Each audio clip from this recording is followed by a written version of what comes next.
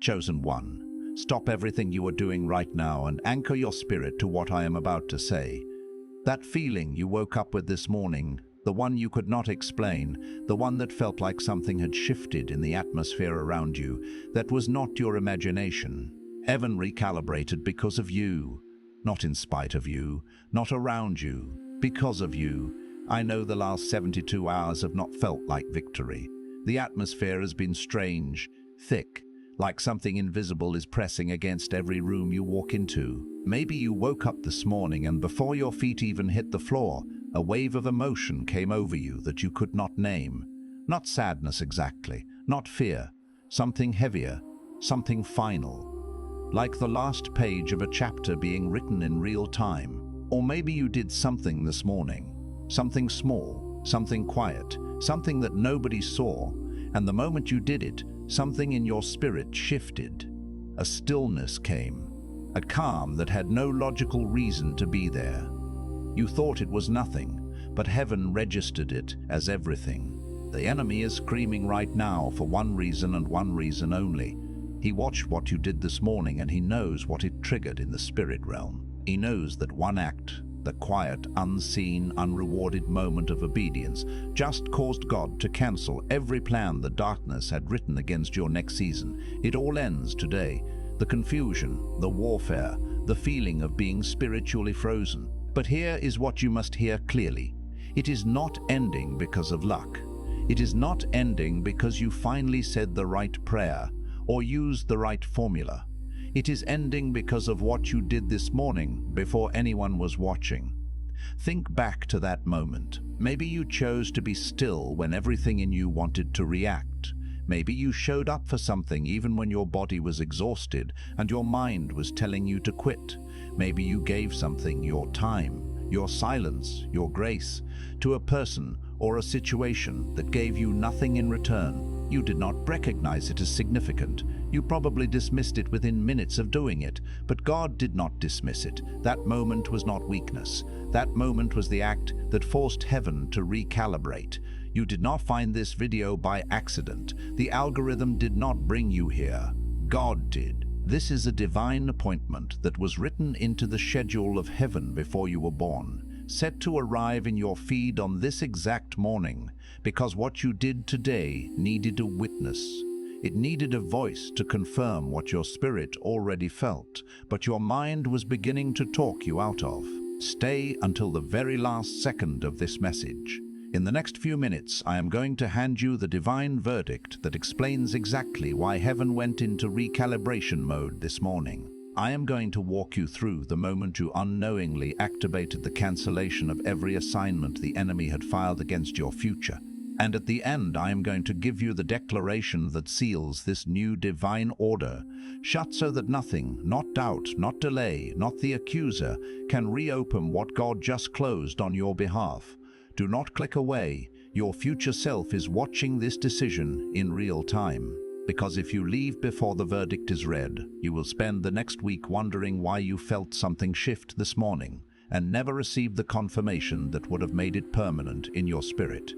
I know what these last 72 hours have looked like. The weight has not just been emotional, it has been physical. That pressure behind your eyes when you are trying to think clearly, that tension that lives in your shoulders even after you sleep, that moment at some point this week. Maybe at 3 in the morning, maybe in the middle of a conversation where everything in you just went quiet. Not peaceful quiet, heavy quiet, the kind that makes you ask if God is still moving or if something went wrong. And in that quiet, the enemy has been filing reports. He has been whispering a very specific lie into the silence. He is telling you that the reason everything feels frozen is because of something you did. He is replaying a moment, maybe from this week, maybe from months ago, on a loop. That moment when you did not show up perfectly. That moment when you chose yourself instead of the higher road. That moment when you said the wrong thing, or stayed silent when you should have spoken, or walked away from something God may have sent you to steward. The accuser has been building a case, and his argument is this: because of that moment, the blessing has been delayed. Because of that choice, the door that was opening has been sealed shut.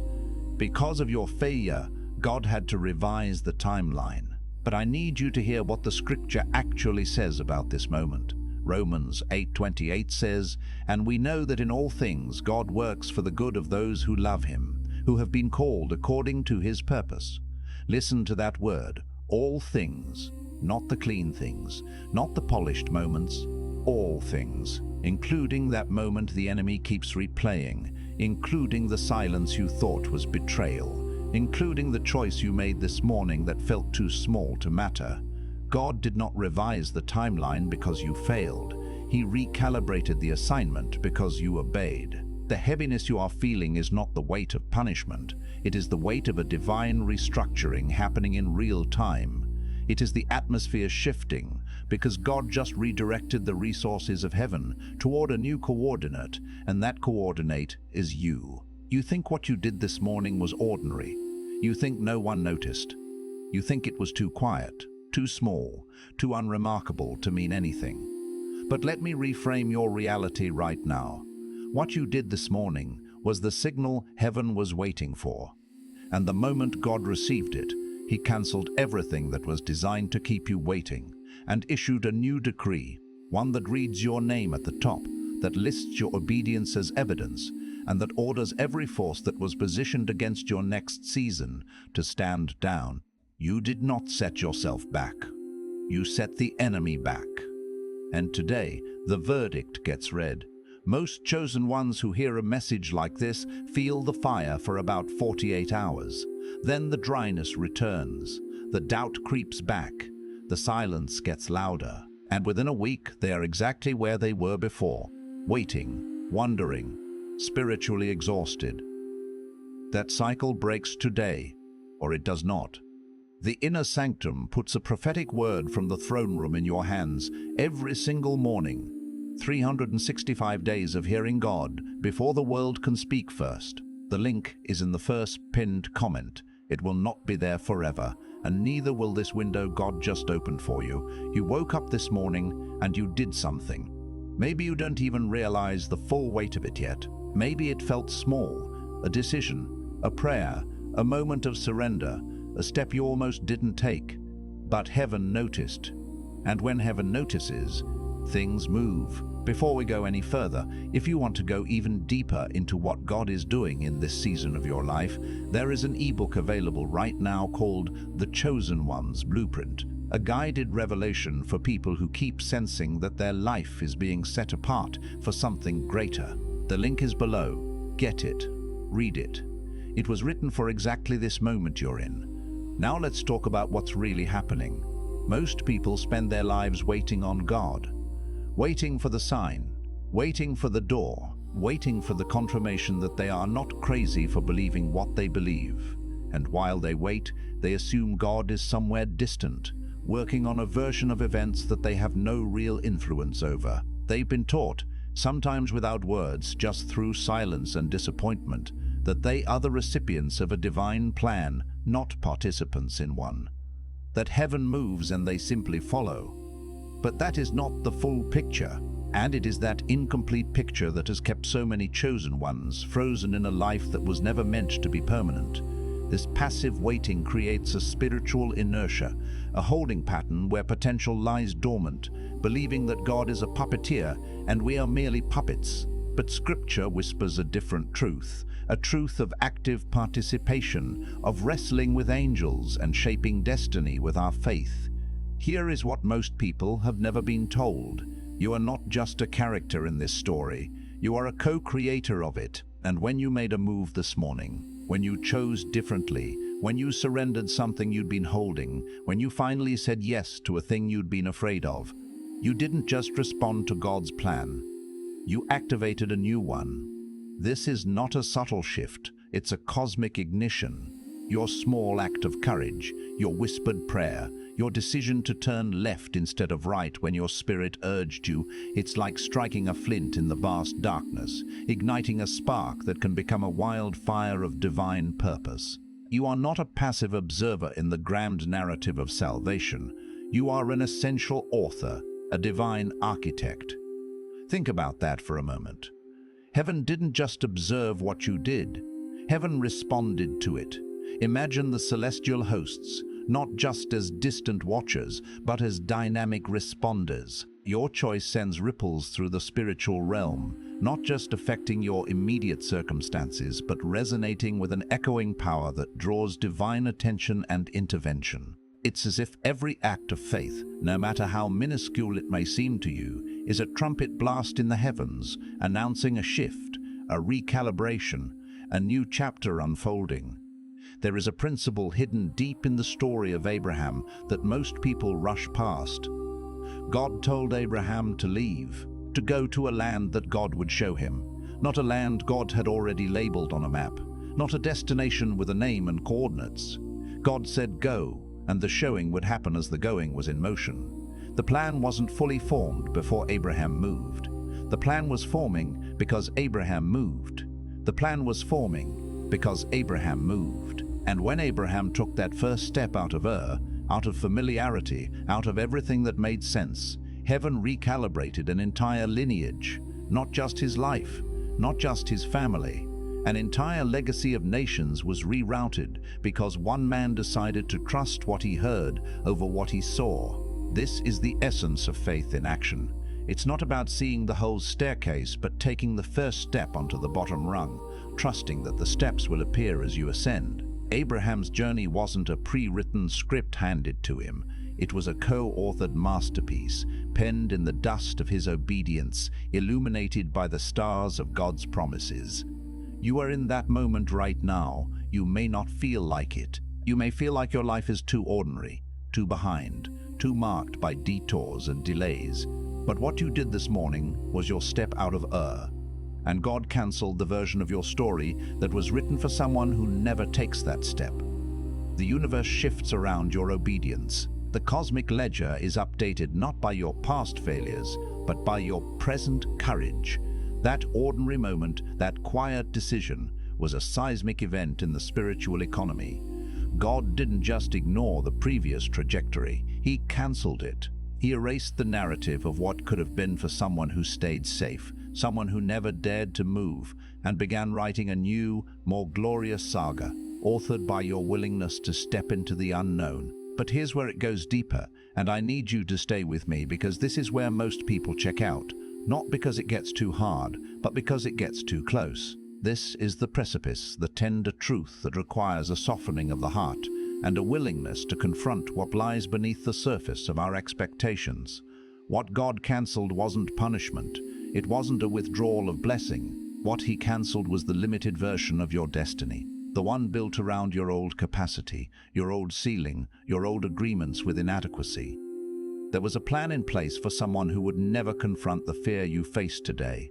That plan was organized, manageable, predictable, and it was far too small for who you are actually becoming. So God tore it up, not in anger, in anticipation.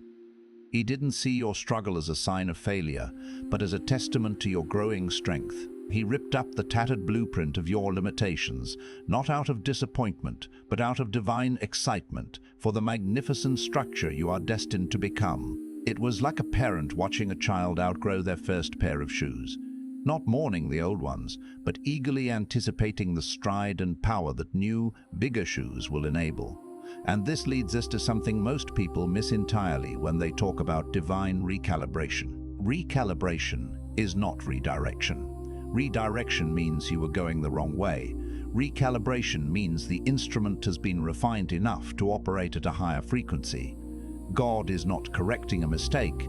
God is upgrading the mission because you just proved you can handle more. Think of a finely tuned instrument, a violin made of resonant wood, now being calibrated not to play a different song, but to play the same song with greater depth, richer tone, and more profound expression. You aren't being sent back to learn the basics because you failed. You are being fine-tuned because you've proven you can master a higher octave, a more complex melody. Your potential has expanded, and the divine orchestra needs you to play your part with new precision and power. What's coming next will likely surprise you. It always does at this part of the revelation. This is the unveiling of the unseen architecture, the quiet preparations that have been happening behind the scenes of your awareness. There is a version of you that heaven has been protecting, not from difficulty. Difficulty is the curriculum, but from premature exposure, from stepping into spaces before your character had the architecture to hold what the calling demands. You've been frustrated by the delay. You've interpreted the waiting as rejection, as punishment, as evidence that maybe you misheard, maybe you were wrong, maybe you aren't really chosen. But the waiting was not abandonment. The waiting was construction. Imagine a master builder carefully constructing a magnificent cathedral. The stones are not merely lying around. They are being quarried, cut, polished, and fitted with immense precision. Each delay, each period of quiet, was not an oversight, but a vital part of the architectural process. You were in the celestial quarry, being shaped and refined, your spiritual character fortified to withstand the pressures and demands of the sacred spaces you are destined to occupy. Think of the Temple of Solomon. The stones were cut and shaped in quarries far from the building site. There was no sound of hammer or chisel where the temple stood. And then one day, when the time was right, the stones arrived, already formed, already fitted, and the temple rose in silence. You have been in the quarry, and the silence you've been living in isn't the silence of being forgotten. It is the silence of being shaped. The quiet seasons of your life have been the sacred workshops where your spirit was being meticulously crafted.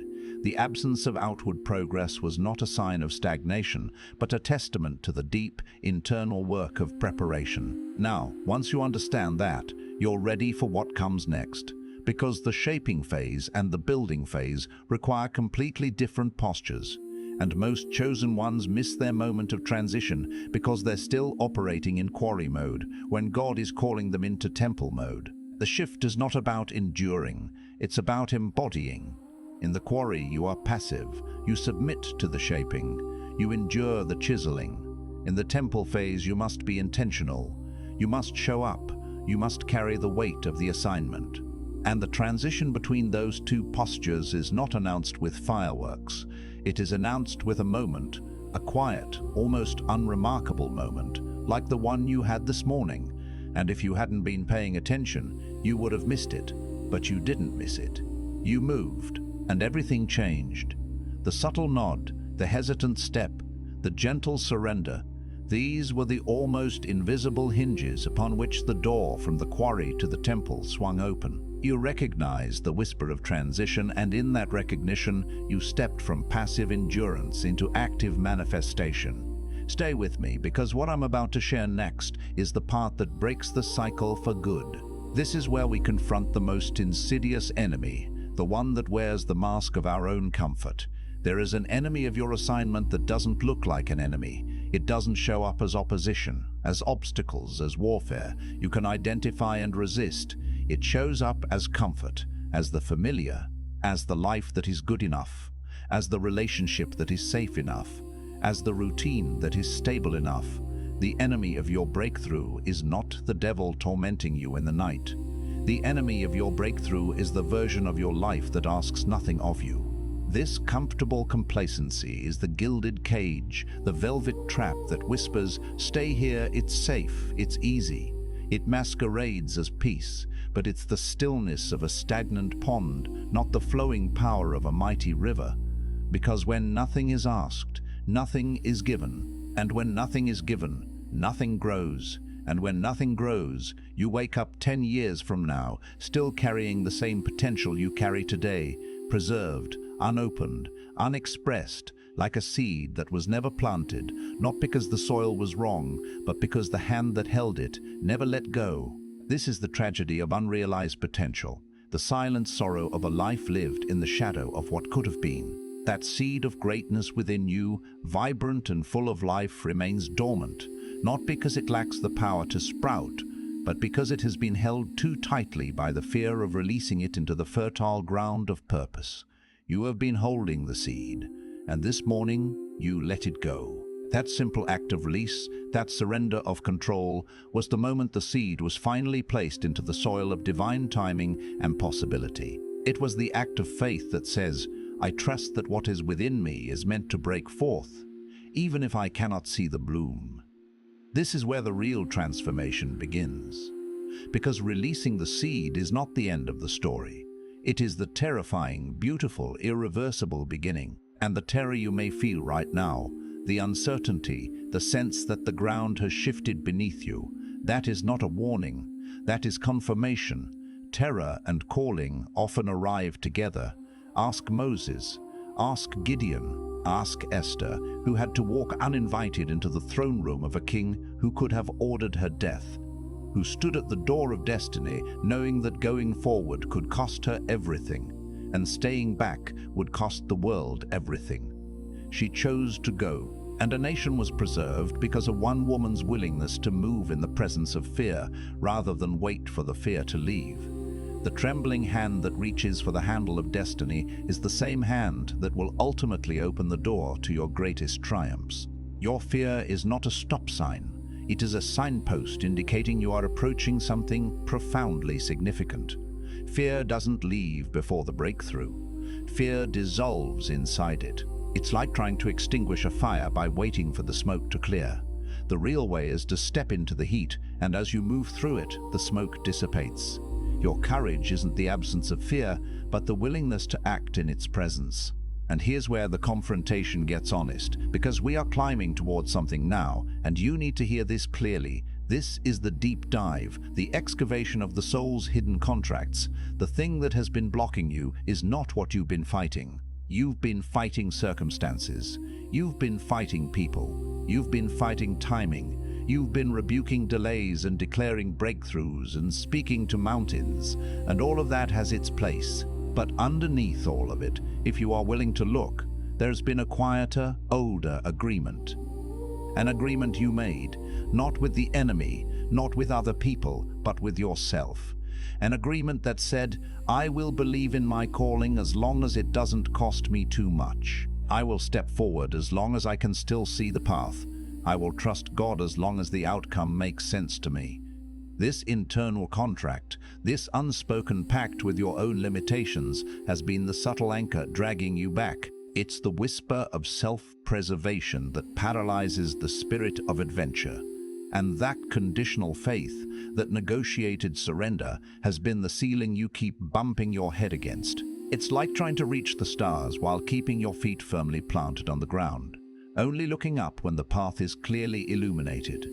Because real faith is not conditional. Real faith does not negotiate with outcomes.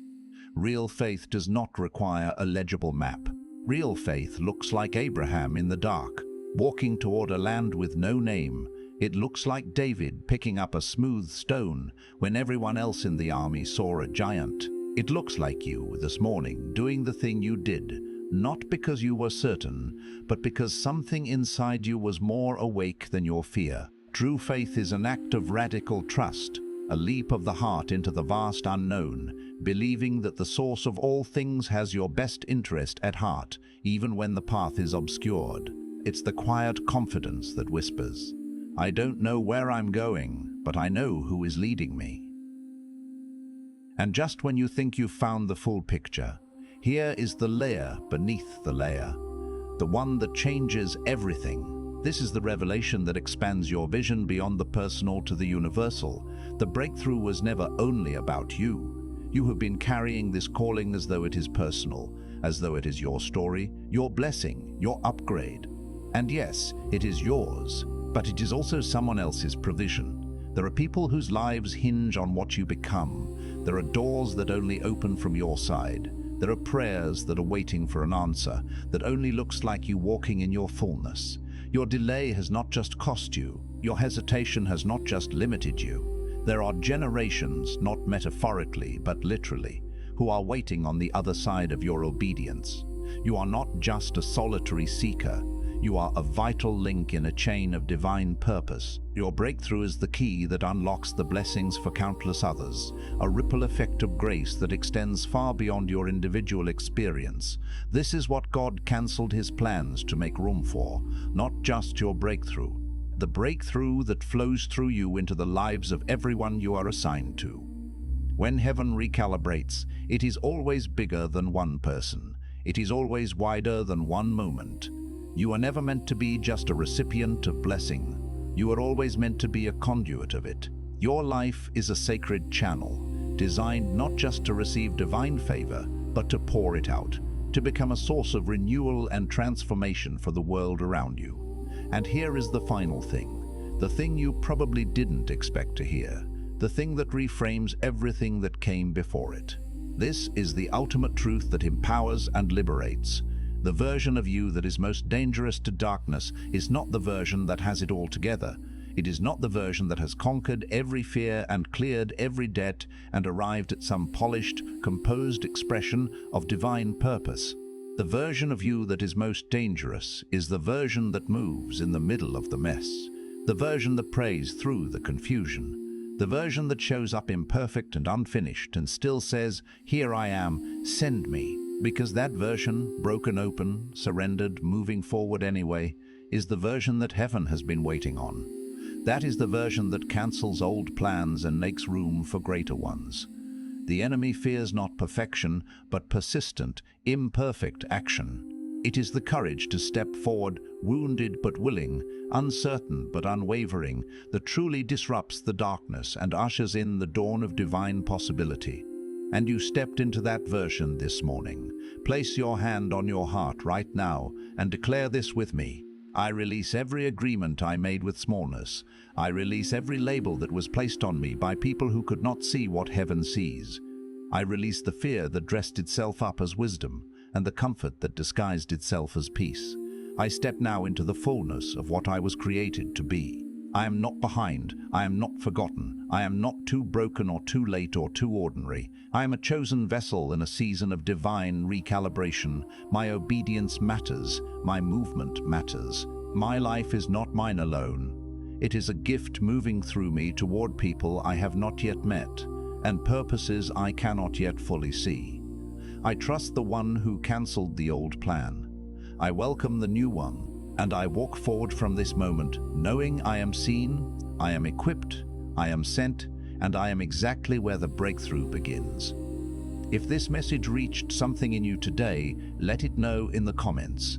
Not for performance, but because there is someone who needs to read your testimony. Someone who is watching from the margins of their own breakthrough, wondering if they are alone. Your witness is part of someone else's miracle. Share this, leave a word. And if you haven't already, get the ebook through the link below. This is your season. Walk in it,